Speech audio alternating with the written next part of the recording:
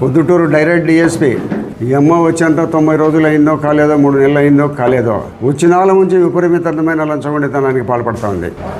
చెప్పేదానికి ఒక లిస్టుమైన ఉంది ఆ అమ్మ చేసే లంచగొండితనాలు. ప్రతి బ్రాందీ షాప్కి ఇవ్వాలా, ప్రతి బార్కి ఇవ్వాలా.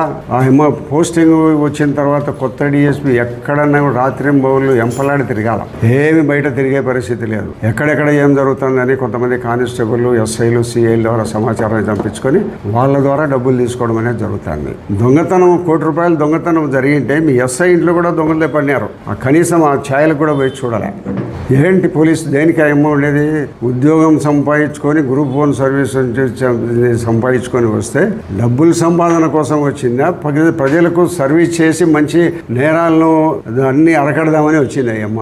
పోలీస్ అధికారులు, రెవెన్యూ అధికారులు పూర్తిగా అవినీతి పరులని, లంచగొండులని, అసమర్థులని కూడా మాట్లాడినాడు. విధి నిర్వహణకు తరంగారు అసమర్థులు. ఇది ఆయన చేసిన వ్యాఖ్య. మరి ప్రజలు ఆలోచించాల్సిన అవసరం ఉంది. ప్రభుత్వం ఎవరిది? తెలుగుదేశం పార్టీ అధికారంలో ఉంది. మన ప్రొద్దుటూరు ఎమ్మెల్యే ఏ పార్టీకి సంబంధించిన MLA? Telugu Desam party MLA. Telugu Desam party ఎమ్మెల్యేగా తెలుగుదేశం పార్టీ ప్రభుత్వంలో ఉంటూ ఈ రాష్ట్రాన్ని, ఆ పార్టీ ప్రభుత్వాన్ని స్థాపించి పరిపాలన చేస్తున్న ఈ నేపథ్యంలో ప్రభుత్వ అధికారులందరూ అసమర్థులని, విధి నిర్వహణకు అన్ఫిట్ అని, లంచగొండులని, లక్షల రూపాయల డబ్బులు దోపిడీ చేస్తారని చెప్పి ఆయన చేసిన ప్రకటన. మరి దీన్ని బట్టి ఏమర్థమవుతుంది ప్రజలారా? వరదరాజిరెడ్డి గారి మాటల ప్రకారము ఈ తెలుగుదేశం ప్రభుత్వం దోపిడీ ప్రభుత్వమే కదా, దొంగల ప్రభుత్వం అనే కదా, సామాన్యులకు మేలు జరగదనే కదా, బలహీనులకు, న్యాయం ఉండే వారికి న్యాయం దక్కదనే కదా. ఎవరు డబ్బులు ఇస్తే వాళ్ళకు పని చేస్తారు, ఎవరు డబ్బులు ఇస్తే వాళ్ళకు అనుకూలంగా కేసులు పెడతారు. ఇది ఆయన మాట్లాడిన మాట.